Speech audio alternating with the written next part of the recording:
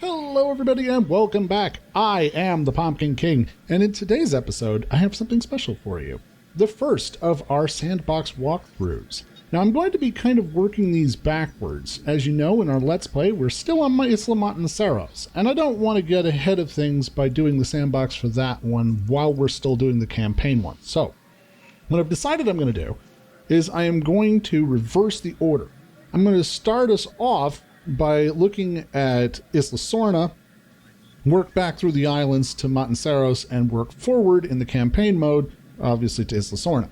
So we're going to start off by taking a look at my sandbox Isla Sorna. Now, I do have a plan for Sorna 93 also. The way I've approached this is that each island comprises the parts that are on that island, if that makes any sense. So for Isla Nublar, for example, I have Nublar North, Nublar 93, and Isla Nublar. And Isla Sorna, it's going to be the same thing.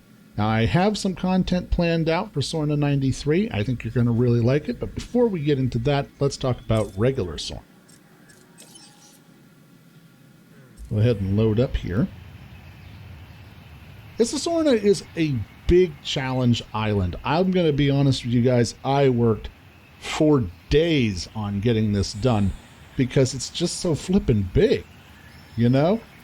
But what I like is that Isla Sorna has three separate areas very clearly defined, and it's really easy to set up a island where you're able to have clear divisions amongst stuff. So one thing that I've noticed in my playthrough is that when I place down monorail tracks, I've been having problems with the monorails not disappearing, or for that matter, just getting stuck somewhere. I think it's a glitch, but you know, it is what it is, but you just have to use your imagination and say that this is just a concrete arch here. I like using the monorail tracks in this way. I think it's very architectural, but I don't know that it's necessarily, you know, the most aesthetic thing to have the monorail up there like that. But anyway, so this is Isla Sorna. You start off here at the arrival point. Now, everything behind us, this is our power station. We got two large power stations fully maxed out back here. For the sandbox, I actually do rely on power. I don't do the power outage, no power outage. And your imagination, you'd have to like picture this concrete fence as being painted to look like the jungle. I want to disguise these as much as possible. And from the arrival point, you really can't see very much.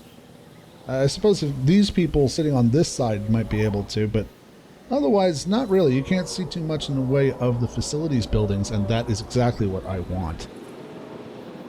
Coming in over the top of the arrival point, we get ourselves onto Main Street here. So we get close to the ground. There we go. We got the visitor center straight up ahead. Helicopter arrival.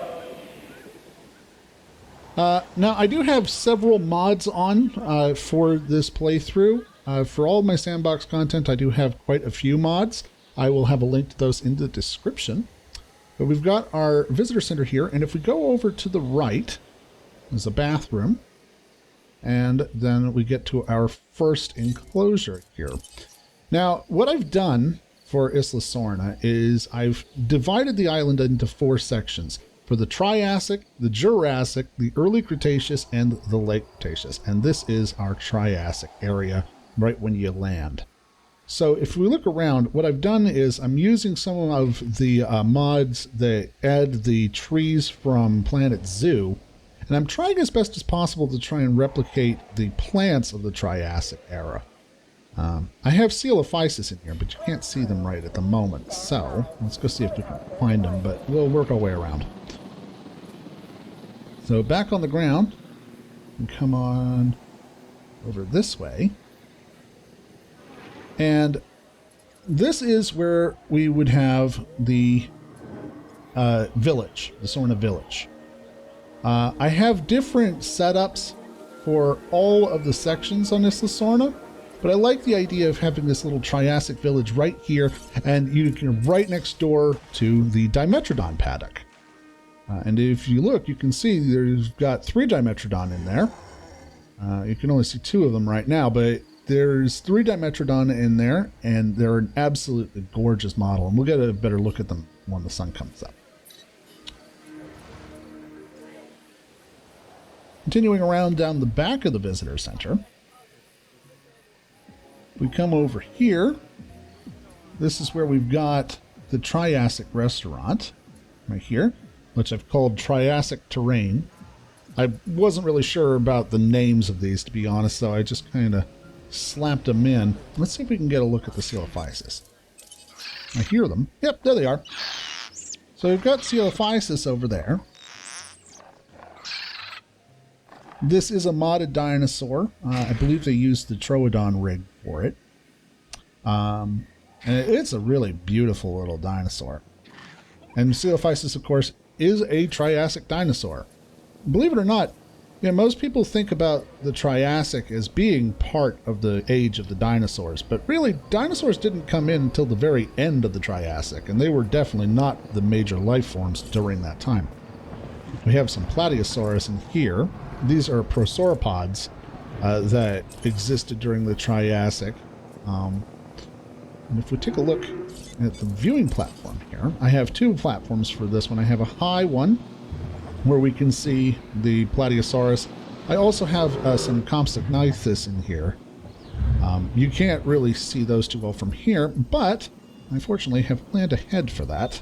And if we jump into this viewing gallery down here, you might be able to catch a glimpse of Compies.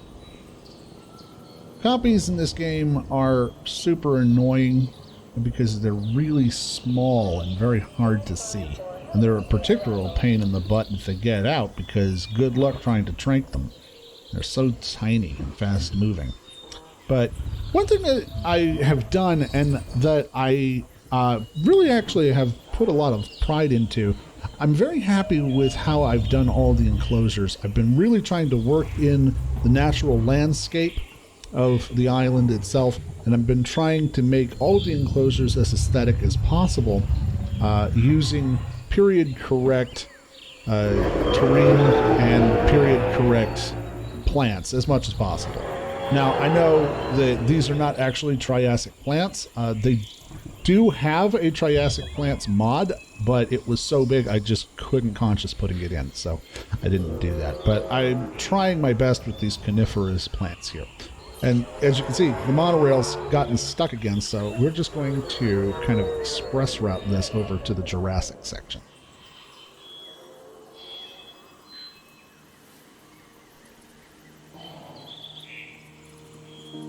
All right. So, welcome to the Jurassic Park. Or rather, the Jurassic part of my park. And get in here.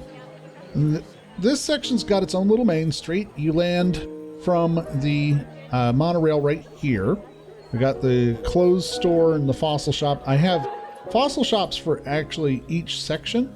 And I, in my imagination, picture them having the fossils that you would expect to find for that section in time. So like the Triassic one would have a lot of ammonites. This one is going to have a lot more in the way of like fossilized teeth and that sort of thing. As we work our way along, you see we've got the arcade here. Then as we come over here, there's a bar and we have our hotel.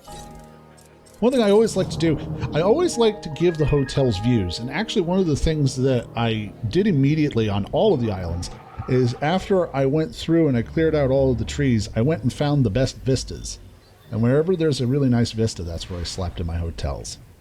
And all the hotels are dinosaur view rooms, too. You can see from the deck that we have an enclosure down here, which I'll talk about in just a moment. But if we take a look at this hotel, you can see that the viewing area for the hotel is actually quite a bit larger than what you can see just on the deck. And I love using hotels as part of the viewing area. So, jumping back down, we'll get down here to ground level and go over, we'll do this one first. Here's another one of those trees. This is a big old Baobab tree. I absolutely love the aesthetic of this. I'm so happy that they decided to have the mod to add the Planet Zoo scenery. In this enclosure, we've got, let's jump into it. So we've got a number of dinosaurs in this enclosure. We've got some Kentosaurus. And I've also got, there's a Eubocephalus in here somewhere.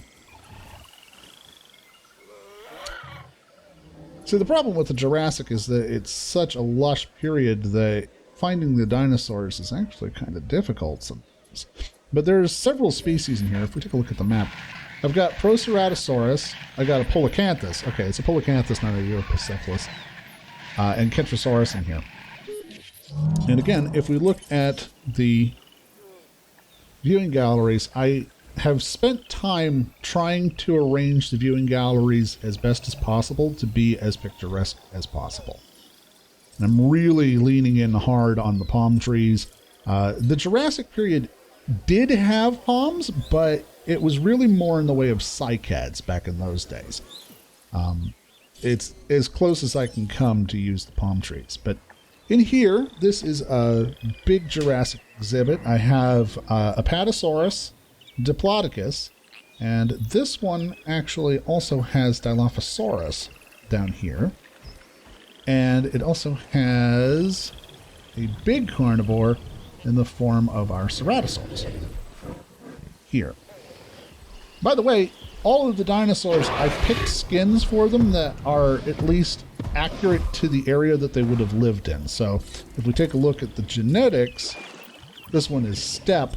I have a lot of steppe and a lot of wetland because the Jurassic was very wet and very humid. Getting back onto Main Street, if we jump over to the other side, I have another exhibit set up over here. There's 4 in the Jurassic section in total. This one, we've got Stegosaurus, Iguanodon. We also have Dryosaurus, and I want to say we have one more. We've got the Dryosaurus, Stegosaurus, Iguanodon, and I guess that's it. But one thing I like to do is I like to make the animals sexually dimorphic. And the way that I've done that here is I've combined skins from the Jurassic Park and Jurassic World era for all the animals that I can. And I also changed the color of the skins, as you can see with the Iguanodons, to represent sexual dimorphism. If we jump into the enclosure on the other side, this one is a really rich, dense jungle. We have the Allosaurus, which you can see down at the bottom there. We also have in here, we've got the Brachiosaurs, for which I've got the 2001 skin and the, what? And I've also got Camarasaurus in here, which is actually why we need so many trees. Camarasaurus right there. And yeah, it's just the sauropods and the Allosaurus in there. So that's the Jurassic section. And then if I zoom back in and head back over, pop up on the monorail, whoop, head over to the Cretaceous section, which is right next door. So the early Cretaceous section right here. I love this big tree. I don't know what kind of tree this is meant to be. I feel like it's a live oak myself. But it's an absolutely gorgeous centerpiece. It really makes me think of the Tree of Life at Disney's Animal Kingdom. So here in the early Cretaceous section, I've got viewing galleries set up around this big circular area. Right here, we've got the Suchomimus. You can see I've made effort to try and make the early Cretaceous a bit more dry. There's more deciduous plants than there was in the Jurassic, and we start having some angiosperm flowering plants too. But I'm really happy with this enclosure. One thing I've tried for with all the enclosures is to try to hide the fences as much as possible, just so as to not shatter the illusion. But we've got our Suchomimus in there, and it is a pretty nice little setup. We say so myself. Going next door, take a look at this view gallery. Here we've got the Nigrasaurus and the Ouranosaurus, both of which are contemporary with the Suchomimus and do come from the same dig site. I really like the look of these dinosaurs together, and if I could, what I would like to have done is combine them. But I have actually got the dinosaurs with the usual escapes and behavior. As part of the challenge for myself, I wanted to make sure that I could maintain the dinosaurs as much as possible without altering. We've got a nice looking bar here. And it's got this beautiful view out across the mountains. And I imagine this being like this little beachy sitting area to sit in, drink your drinks while you look out and look at that view. Wouldn't you pay for that? I would. Alright, we got our early Cretaceous fossil center here. And once again, if we take a look at the hotel and I show you the view here, look at that. How's that for a sliced bit of gold? Beautiful. Get this view of the mountains all across the island. Wonderful. This guy's enjoying it. He matches the flowers behind him. That's kind of cool. All right, and jumping back down to ground level, if we go over here and we take a look at this viewing gallery, this is where I've got my Acrocanthosaurus. It's also where I've got my Deinonychus and my Mamenchisaurus. Now, Acrocanthosaurus and Deinonychus are contemporaries and lived in the same area and were found in the same formations. Mamenchisaurus is from Asia, but I didn't really have very much in the way of early Cretaceous sauropods to play with. And I really like the Mamenchi anyway. They have a lot of character. They're sort of like if a Brachiosaur and a Diplodocus had a baby.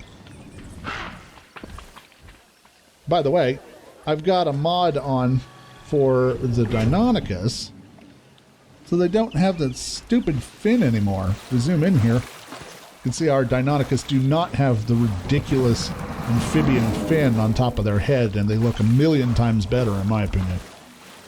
If you like the fin Deinonychus, apologies, but I don't. I think they look like weird, freaky tadpoles. Anyway, we've got 3 viewing galleries here. We got our bathroom, because you got to have the bathroom right next to the viewing galleries. And if we jump into this one, here's where we got Huangosaurus. We have these Archaeornithomimus? No, the Gallimimus. No. Are they? What are they? Yeah, they're Archaeornithomimus. So we've got a Sauropelta. There's actually a lot of dinosaurs in here. There's a Sauropelta, Huangosaurus, Metaborosaurus, Archaeornithomimus. So, once again, all of these are early Cretaceous dinosaurs. They are anachronistic in that they're from different continents, Asia, North America, Africa, but at least they're from the correct time period. Although, that's not really saying too much because the Cretaceous lasted for like 80 million years. So, it's a really big section. Anyway, coming over into our third and final section, we now have the Late Cretaceous. And this one I'm really happy with. I really went to a lot of trouble to make it as much as possible like the Late Cretaceous in North America, especially with the dinosaur groupings. So, coming off of the monorail, we have this little landing area here. I have some benches around the outside and an ice cream stand. And there's just a nice little lake back here. Again, I wanted to work with the terrain for the islands as much as possible. And come up here, we go into our first viewing gallery. In here is where we have our Tyrannosaur. Now, this is not a Tyrannosaurus Rex. We have 2 in here. They are Tarbosaurus. Tarbosaurus did live in the Late Cretaceous. It did live in North America. I wanted to have a Tyrannosaurid because they were such a very popular dinosaur back in the day, and honestly, they were one of the dominant predators during that time. But I've resolved that there's only going to be one Tyrannosaurus Rex in my playthrough. There's only going to be one. We already gave her a name, Her name is Rexy, and she's on Isla Nublar, and we haven't gotten there yet. But we have those Tarbosaurus over there, and they are looking nice. If we jump into the enclosure here, take a look at these guys. This, again, is modded content, but just look at this beauty. I love the dapple pattern on the face in particular. It's so cool. All right, next up, we jump back into the view here. We head on over. I've got just a little bit of a place here. I imagine the clothing store to be like an sort of a Trails End Timberland kind of place. Like, I honestly could see them getting a sponsorship from Cabela's. And I love the late Cretaceous because I get to use a lot of these cypress, pines, and coniferous trees. It's great. So let's go ahead and look at this one. This is Stegosaurus, Admontosaurus, and Kylosaurus. We have a lot going on in here. But again, these are all dinosaurs that one would expect to see in the Cretaceous. The late Cretaceous, all contemporaneous, all living together. We've also got Torosaurus in here because for a while there was a debate as to whether Torosaurus was actually just the adult form of Triceratops and whether Triceratops was actually an adolescent Torosaurus. It turns out that they were not the same, but I wanted to have both of them in there for that reason. And if we take a look here, we've got a Pachycephalosaurid exhibit in this one. So I've got Pachycephalosaurus, Dracorex, and Stygimoloch in here as well. I just love these enclosures, the way that I've done it. One of the things that I've put focus on, and something I learned at Disney, is that you don't necessarily have to hide things. You just need to make it so that the eye skates over them. For example, I have the fence back here. You can see the lines of it, but if you just kind of look at the scenery, you don't really see the fence. Your eyes just kind of skate over it, which definitely really adds to the ambience and makes it really feel like you're back in the Cretaceous. It's really nice. So that is the late Cretaceous, and we're going to have one more section because that was the Hell Creek Formation section. We come down here, we've got a little main street, you know, and then we get into the Horseshoe Formation. Yeah, look at that. If the monorails were running, this would be an absolute beautiful view. We're up over the mountains like that. Love it. Love it, love it, love it. Let's take a look at the enclosures by the hotel.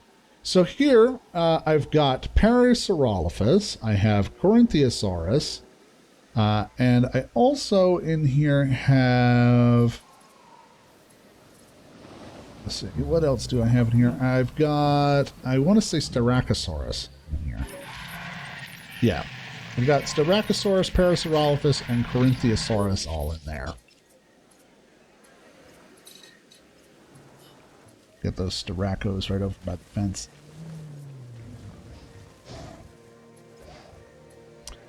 And then on the other side, because remember, you can always use hotels as viewing galleries. On the other side, I have two viewing galleries over here, which I'm going to take a look at this one first, I reckon. And in here, I've got Strythiamimus, I have Myosaurus, and I've got a Eupacephalus. And I also have, right here, Pachyrhinosaurus. Which you can't see because they're in the grass right now. But Pachyrhinosaurus, this one is a modded content. But I love the way these guys look. And if I get a chance, you know what? I'm going to switch it over to daytime real quick. Just so that you can see what it's like.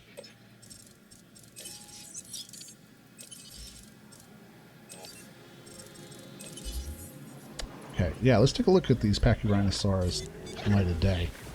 Look at these guys. The detail on these models is really nice.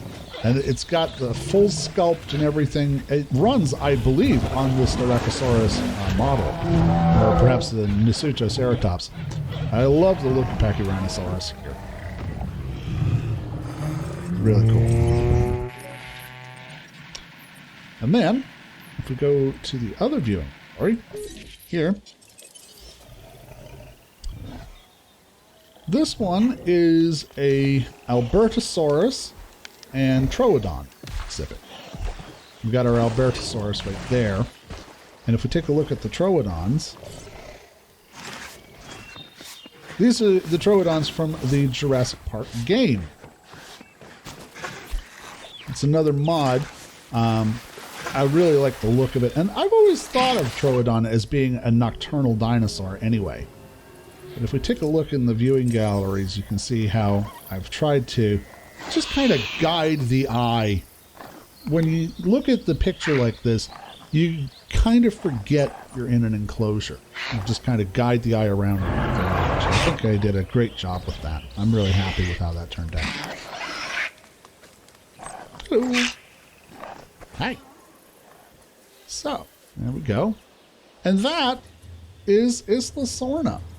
The island, like I said, it took me a long time to get all of it done because there's just so much to do on Isla Sorna. It is an absolutely bonkers giant island. And if we take a look at the map, I'm gonna zoom out here, you can see each section. So this is the Triassic section. This is where you come in. All of the power for the entire island comes for these two power stations and from a geothermal one, which I'll bet you didn't even notice. And you wouldn't notice unless you came in on the monorail, which does pass by it. And if the monorail was working, I would love to show you the view from there too, because I specifically worked everything so that the monorail has views as well. But it's not working at the moment, which is fine. If we take a look at our rating, you can see we've got the 5-star rating. We have 160 dinosaurs, 44 species on Isla Sorna. 44 species. That's how big this island is. But also because I like mixing and matching the dinosaurs in with different ones of similar type, like I did with the Diplodocus and the Apatosaurus. They are both dinosaurs that were thought to be the same at one point. Same with the Torosaurus and the Triceratops. So I like to do that sort of thing when I have the opportunity. But anyway, that is the first of our island tours. This is Isla Sorna. And next time I will be showing you my island tour for Sorna 93. I'm very excited for it because I have a lot of plans for Sorna 93. But until next time, I am the Pumpkin King, and I will see you next time.